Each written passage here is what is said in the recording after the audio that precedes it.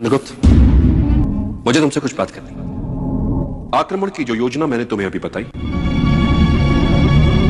वो योजना है तो अच्छी, किंतु वो कोई मूर्ख सेनानायक ही होगा जो ये मान ले कि उसकी बनाई हुई योजना ज्यों की त्यों युद्ध क्षेत्र में पूरी हो जाए।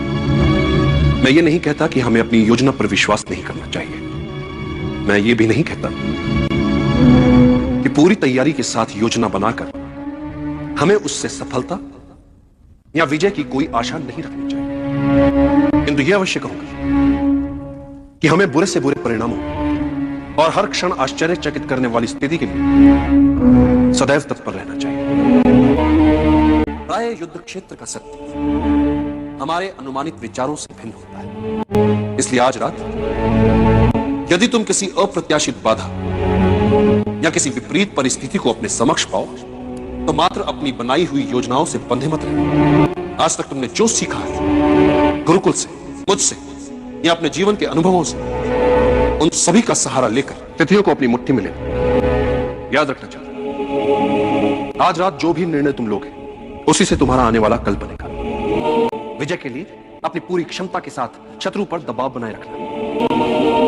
तुम्हारे सैनिक अपने जीवन के अंतिम क्षण तक तुम्हारा साथ देंगे। बस उन्हें प्रोत्साहित करते रहना और एक वीर सेना नायक की तरह वीरता से, निर्भीकता से उनके लिए उदाहरण सिद्ध करना।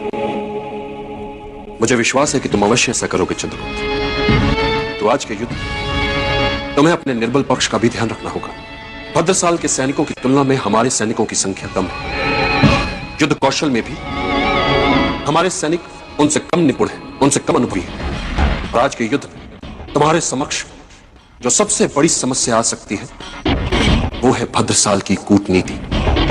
पूरी तरह से परास्त होने के पश्चात भी संभव है कि कोई ना कोई चाल उसके पास अवश्य बची होगी। फिर भी एक बात हमारे पक्ष में जाती है, वो है शत्रु पर अप्रत्याशित आक्रमण। उन पर अकस्मात आक्रमण करके उन्हें चौंकाना। हमारे इसी प्रबल पक्ष से तुम्हें निर्णायक विजय प्राप्त करनी है चंद्रगुप्त। आज रात्रि तुम्हें जीतना ही जीतना है, क्योंकि पराजय का अर्थ होगा धनानंद के विरुद्ध हमारे अभियान का अंत।